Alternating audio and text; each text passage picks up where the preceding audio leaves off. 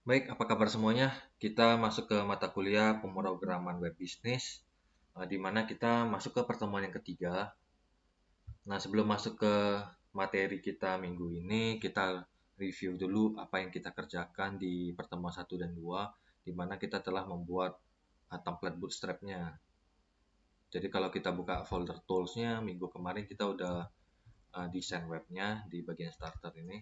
Kalau kita buka kurang lebih kayak gini tampilannya, ada master dan ada transaksi. Nah, di master nanti ada 2 menu, nanti di transaksi ada 3 menu. Dan yang akan kita lakukan di pertemuan yang ketiga ini yaitu bagaimana kita membuat framework CI-nya atau di coordinator itu bisa terkoneksi dengan website tersebut, website yang kita bangun pakai Bootstrap. Nah, kita buka materinya. Jadi, diusahakan semua materi itu di-download. Nah, kita buka materi pertemuan yang ketiga. Nah, di sini fokusnya adalah instalasi dan konfigurasi. Nah, untuk yang slide yang pertama, jadi kita diwajibkan untuk menginstal examnya, itu yang versi yang terbaru, dan minimum versi PHP-nya 7.2 gitu ya. Nah, jika kalian udah selesai nginstalnya, nanti coba dibuka examnya, kurang lebih kayak gini. Jadi Apache sama MySQL-nya dijalankan. Yang perlu kita lakukan, kita harus konfigurasi dulu web servernya kita ini. Oke, jadi ada beberapa fitur yang belum aktif, kita akan aktifkan. Nah, kalau kalian dilihat di Apache, itu ada button config. Nah, itu kita klik. Pilihannya ada banyak, kita pilih yang PHP titik ini. Gitu ya. Jadi klik di config, kita pilih menu PHP titik ini. Nah, nanti akan terbuka filenya, kita cari, jadi Ctrl F, kita cari yang namanya intl gitu ya. Kita cari intl, kita find, nah kayak gini. Nah, untuk yang baru nginstal examnya, harusnya nanti waktu kita Ctrl F, nanti kita cari intl, itu di bagian depannya, bagian depan intl-nya itu yang ini, itu masih ada titik koma. Itu belum aktif nih fiturnya. Jadi kita akan menghapus titik koma tersebut. Jadi kita lihat nih, ini intl ya. Kita hapus titik komanya. Nah, kayak gini. Nah, kita simpan. Nah, kita close saja. Nah, seperti itu ya. Jadi, untuk bagian web servernya kita tinggal buka aja php.ini. Nanti bagian intl itu kita hapus titik komanya. Nah, kalau udah selesai kita close, udah kita ubah, kita stop, kita restart gitu ya. Kita stop, kita start lagi. Nah, harusnya fitur yang tadi kita aktifkan itu udah aktif gitu ya. Nah, di sini yang kedua itu kita harus siapin sublime. Jadi diusahakan udah di-download sublime-nya, sublime text. Nah, kayak gini. Oke, kemudian yang ketiga itu browser, ini semua pasti ada. Kemudian composer ini boleh ada, boleh tidak ada. Ya udah, ini next saja ya. Nah, kalau udah selesai kita masuk tahap instalasi koordinatornya. Jadi di bagian tools, coba kalian buka. Saya udah upload ya di Google Drive. Nanti kalian download aja. Di situ ada 2 folder. Jadi kalau setelah di-download, di dalam folder tools itu ada yang namanya coordinator 4 gitu ya. Nah, itu kita klik kanan, kita pilih extract to coordinator atau extract here gitu ya. Kita pilih aja extract here. Nanti kalau selesai kita extract, nanti muncul folder kayak gini, coordinator 4. Nah, kita buka aja. Nah, beginilah tampilan dari koordinatornya. Kayak gitu ya. Nah, apa yang kita lakukan untuk koordinator ini? Kita pindahkan. Jadi kita copy, pindahkannya kemana? Ke web server kalian. Examnya ada di mana? Kalau di saya ada di D. Nanti kita double klik aja. Di situ ada htdocs. Nah, di sini kita letakinnya. Kayak gitu ya. Kita pastein. Yang harus kita lakukan adalah kita harus rename dulu. Jadi sebelumnya coordinator 4, jadi kita rename jadi e-commerce. Kayak gini. Nah, kayak gitu ya. Jadi kalau kita sudah pindahkan, sekarang kita udah punya CI nih. Tahapan selanjutnya adalah gimana kita konfigurasi dulu. Jadi kita harus konfigurasi CI-nya pakai database namanya apa sih, kayak gitu ya. Jadi kita konfigurasinya pakai Sublime. Jadi dibuka Sublime-nya kalian, kita buka project-nya. Jadi kalau baru install harusnya belum ada apa-apa di sini, harusnya kosong gitu ya. Jadi kita buka project-nya, caranya gampang, klik file, open folder, nanti cari tuh foldernya ada di mana, e-commerce tadi. Kalau saya di D, di situ ada htdocs, kemudian nih e-commerce yang tadi kita rename. Nah, kalau udah kita klik sekali aja, kita pilih foldernya atau select folder. Nah, kayak gitu ya. Jadi kita punya folder e-commerce, kita mulai konfigurasinya dengan rename file yang ini. Jadi kalian lihat di sebelah kiri itu ada file yang namanya env. Kalian klik kanan, pilih rename. Jadi kalau kita mau ngaktifin, kita tambahin titik di depannya, titik env gitu ya. Nanti posisinya paling atas gitu. Nah, apa sih fungsi env ini? Jadi env itu environment. Jadi yang kita lakukan di sini, kita mengaktifkan fitur-fiturnya. Jadi contohnya di line 17 nih, karena masih ada pagar dia nggak aktif. Jadi kita aktifkan, caranya tinggal di delete aja pagarnya, kayak gitu. Nah, kemudian CI environment-nya jangan tipe production. Kita ganti tahapannya kita itu development. Kayak gitu, tulisannya disamakan ya. Nah, fungsi dari development ini, jadi kalau kita ada kesalahan dalam coding, nanti muncul error gitu ya. Nanti dikasih tahu di line keberapa errornya. Jadi fungsi development itu buat kita ngedevelop dan ketemu error itu dikasih tahu. Sedangkan kalau tahapan yang production itu dia hanya menampilkan website yang udah benar gitu ya. Jadi kalau dia ada error, dia nggak nampilin di line berapa dia errornya. Nah, setelah line 17 kita lompat ke bawah di line 23. Di sini kita aktifkan juga. Caranya dihapus pagar. Base URL ini kita tambahkan http localhost garis miring e-commerce. Kayak gini. Jadi fungsi dari base URL adalah kalau kita bangun projectnya kita, ini nama domainnya gitu ya. Jadi kalau nanti suatu saat kita akan upload ke hosting gitu ya, domain hosting. Jadi kita harus sewa gitu ya, sewa domain. Contohnya kita sewa www.bukalapak.com gitu ya. Nah, nanti nama domainnya kita tinggal ganti aja di sini. Jadi kalau kita udah ganti, nanti project project yang CI-nya akan mengikuti sesuai dengan nama domainnya. Nah, kalau udah selesai line 23, kita scroll lagi ke bawah gitu ya. Di situ ada database dari line 40 sampai 45 itu kita aktifkan. 40, 41, 42, 43, 44 dan 45 kita aktifkan. Untuk hostname ini udah benar localhost. Nama database-nya kita e-commerce. Username-nya benar root. Password-nya kita kosongkan. Driver dan prefix ini udah benar. Berarti udah selesai. Jadi yang perlu kita ganti adalah nama database dan password dikosongkan. Gitu ya. Nah, kalau udah selesai berarti yang environment udah selesai. Tahapan selanjutnya yaitu konfigurasi yang base controller. Kalian buka di folder app, kemudian ada yang namanya controllers, jika controllersnya dibuka, kemudian file base controllernya dibuka, klik aja ya. Nah, kita scroll line ke 38, di situ ada yang namanya helpers. Jadi dia akan menolong kita. Apa yang kita butuhkan di sini yaitu URL. Jadi nanti dia bisa akses URL dan bisa ke form gitu ya. Dan kita tambahkan URL dan form. Oke, jadi kita tambahkan dua ini. Kalau udah selesai, scroll lagi ke bawah. Line 50, ini ada yang namanya session.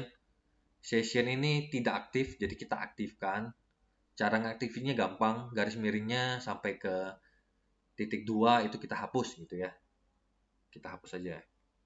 Nah, kayak gini. Jadi nanti kalau udah aktif, nanti warnanya beda. Kayak gitu. Jadi fungsi session ini buat kita nyimpen data sementara. Contohnya kalau kita login gitu ya, username-nya kita simpan. Jadi selanjutnya kalau kita buka webnya lagi, kita nggak perlu login lagi karena udah tersimpan. gitu. Jadi session itu buat kita nyimpen data secara sementara. Kemudian kita copy gitu ya, kita copy. Jadi satu baris ini kita blok, kita copy, kita pasteinnya di bawah, kita tambahkan nih, selain session kita butuh namanya validation. Ganti ya, validation ya. Nah, kayak gitu. Nah, kayak gini tampilannya. Kita buka localhost garis miring e-commerce garis miring public. Jadi nanti dia akan menampilkan welcome to Cardinator versi yang 4. Nah, yang akan kita lakukan adalah gimana sih kita bangun websitenya kita menggunakan template yang udah kita kerjakan minggu yang lalu. Nah, jadi kalau kita hanya coordinator, tampilannya akan biasa-biasa saja seperti ini ya. Jadi putih doang. Jadi kalau kita mau memperbagus ya kita harus masukin template bootstrapnya kita. Cara masukinnya gampang. Jadi di sini ada folder, ada file ya. Jadi kita pindahin satu-satu ya. Nah, kita buka toolsnya kita. Oke, kemarin kan kita udah bikin nih di folder tools itu ada admin LTE. Ini website yang kita bangun minggu yang lalu. Kita pindahkan 3 folder dan 1 file ini. Mula-mula kita pindahkan folder dulu. Jadi kita blok 3 folder tersebut, kita copy.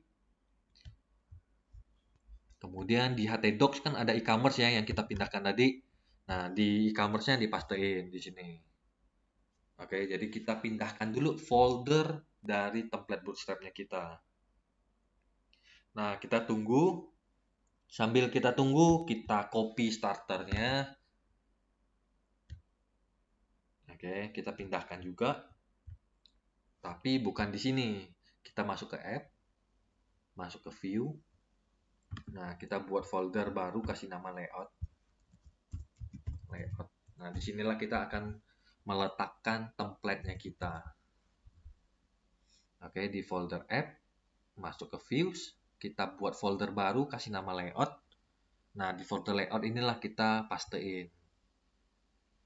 Nah, kalau udah selesai, kita coba buka Sublime-nya kita.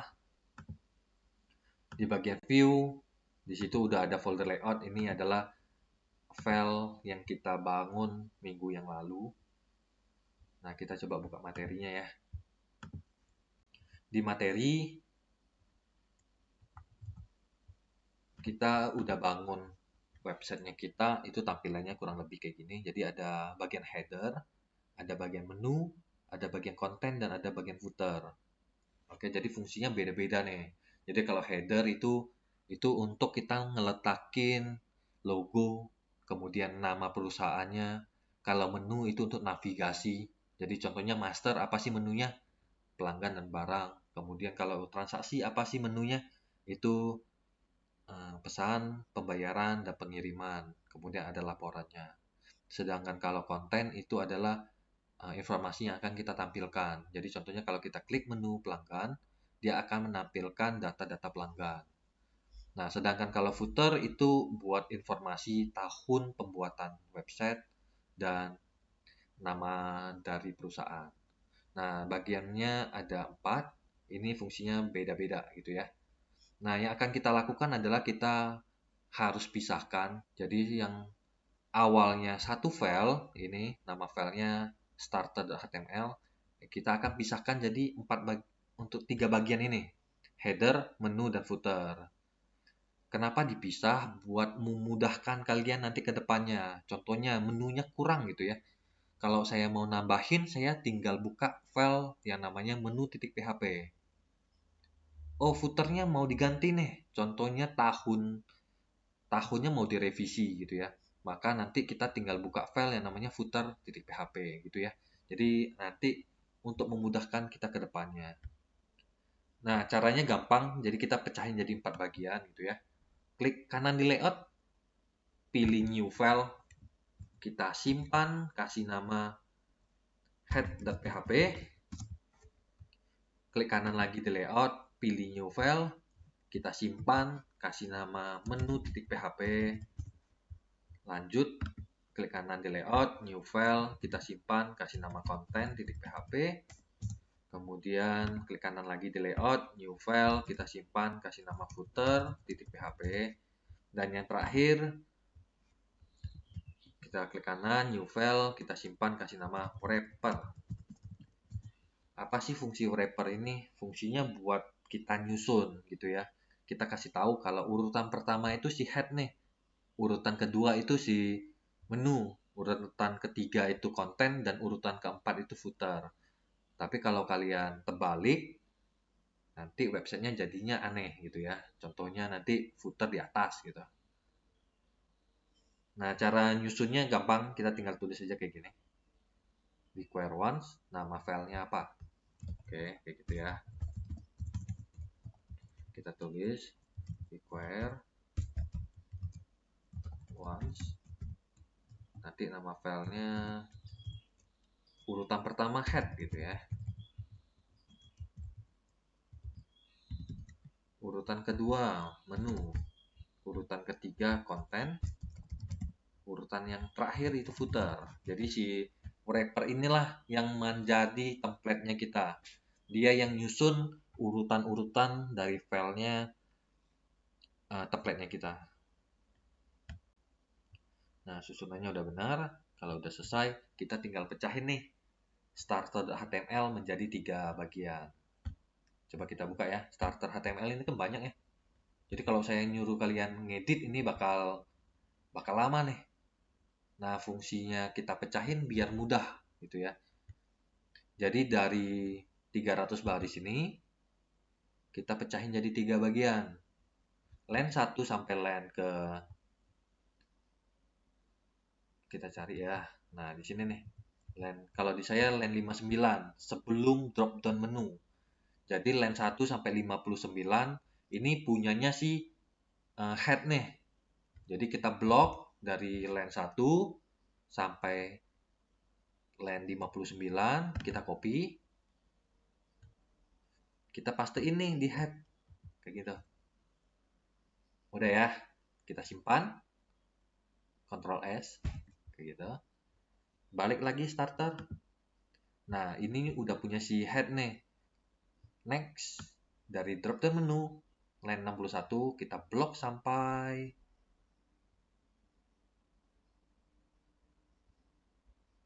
sampai di sini nih. Kalau di saya line 269 gitu ya, di row gitu ya. Itu di blok. Dari line 61 sampai line 269 itu punyanya si menu. Kayak gitu. Jadi kalau kalian nanti disuruh tambahin dong menu, ya udah nanti kalian tinggal buka aja menu titik PHP ini. Jadi nggak repot gitu ya. Nah, kita simpan, balik lagi starter HTML dari line 270 sampai selesai sampai ke 308 itu kita copy, masukin ke footer. Nah, kalau udah selesai berarti udah selesai nih. Template kita udah masuk ke CI-nya. Tinggal satu lagi untuk yang bagian konten itu ada script PHP-nya. Fungsinya buat nanti kalau kita nggak akses menu-menu itu dia akan menyesuaikan. Jadi kalau kita nggak akses menu pelanggan gitu ya, nanti dia akan menampilkan data-data pelanggan. Kita buka konten, di sini masih kosong. Kita tambahkan yang tadi ada if set isi maka echo view isi gitu ya. If set isi maka dia akan menampilkan isi gitu. Coba kita lihat ya, codingannya sama seperti yang tadi ya, if set gitu ya. Nah, kalau udah selesai, tahapan selanjutnya adalah menggunakan base URL di lokasi JS dan CSS. Jadi sebelumnya kita bangun websitenya ini pakai HTML. HTML itu jalan ketika kita di HTML, tapi ketika kita udah pindahin ke PHP, jadi sekarang kan filenya PHP nih. Head.php, footer.php, menu.php gitu ya, content.php. Sekarang kita udah jalan di PHP, maka ada beberapa bagian yang harus diakses menggunakan PHP. Oke, caranya gampang, buka Notepad aja dulu, kita ketik gitu ya, kayak gini. Tag PHP, echo, bash, URL, titik, koma, kemudian tutup tag PHP, kemudian garis miring, kayak gitu ya. Jadi tulis aja dulu di Notepad, nanti kita tinggal copy aja semuanya, kita tinggal pastein aja. Oke, di copy ya. Nah, yang mana yang akan kita tambahkan itu hanya ada di bagian plugin, disk, dan Emacs gitu ya. Jadi kita cari nih. Saya buka head.php, di line ke 15 nih ada plugin gitu ya. Ada href, ada plugin. Nah, di depan plugin inilah kita pastein di sini. Kita taruh kursornya di sini, kita paste kayak gitu. Selain plugin, disk juga ditambahkan, depan disk. Kayak gitu ya. Nah, untuk yang bagian head itu ada 2. Kita lanjut footer. Sama seperti tadi, di depan plugin tambahkan, depan plugin tambahkan, kemudian depan disk juga ditambahkan. Seperti itu. Nah, kemudian di menu. Di menu ini ada yang namanya IMG, Emacs gitu ya. Kita tambahkan juga. Contohnya di sini nih, di depan disk kita tambahkan. Nah, di sini depan disk juga kita tambahkan. Jadi kalau ada yang nanya gitu ya, kalau tidak ditambahkan bagaimana Pak?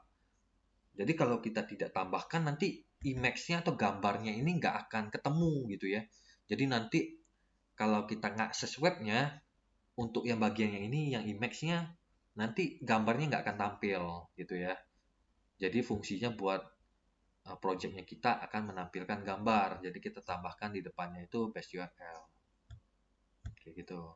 Jadi untuk bagian-bagian href itu perlu kita tambahkan. Nah, kalau udah selesai berarti udah. Jadi kalau kalian belum mengerti juga nanti bisa buka materi PPT-nya.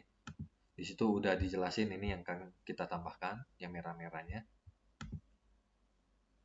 Nah, kemudian kita pindahkan jQuery dari footer ke header. Coba kita lihat footer nih.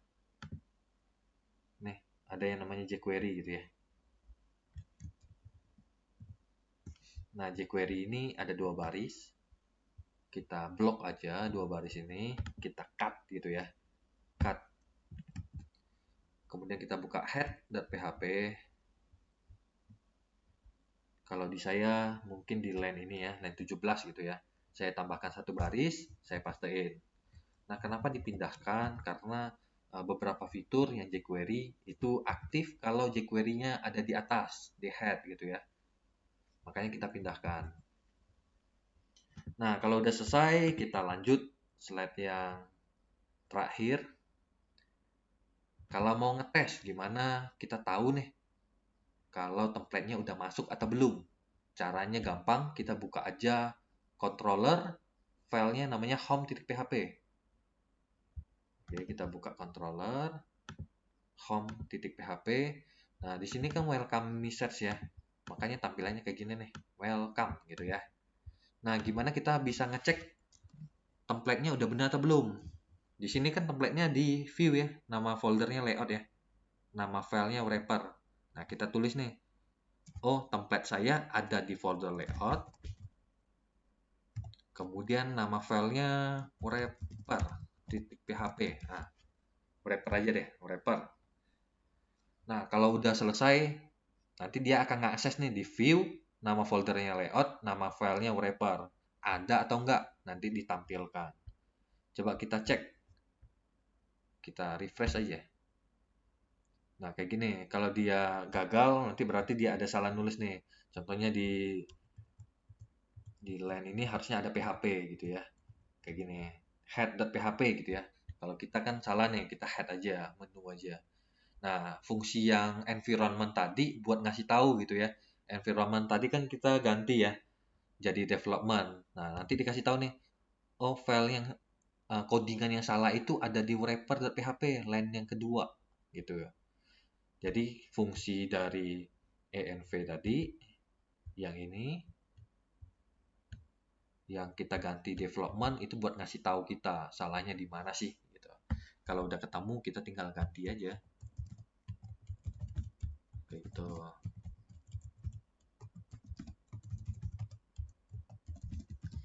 Biasanya kesalahan itu karena kurang teliti aja. Jadi di sini kan kurang kita tambahkan titik PHP ya. Nah, kalau udah selesai semuanya kita tambahkan, kita tes. Nah, tampilannya kayak gini nih. Oke, ini udah benar gitu ya. Nah, kalau dia udah benar, udah nampil, berarti materi kita yang ketiga ini udah selesai. Jadi gimana kita memasukkan coordinator ke dalam web servernya kita yang ada di htdocs. Di sini di htdocs ada e-commerce. Kemudian gimana kita masukin template bootstrapnya ke dalam coordinatornya, ke dalam website e-commerce. Nah, kalau udah selesai, berarti kita udah selesai yang pertemuan kita yang ketiga. Nah, sampai ketemu lagi di pertemuan yang keempat. Kita akan melakukan latihan dan membuat menu master untuk pelanggan. Gitu ya. Sampai ketemu lagi.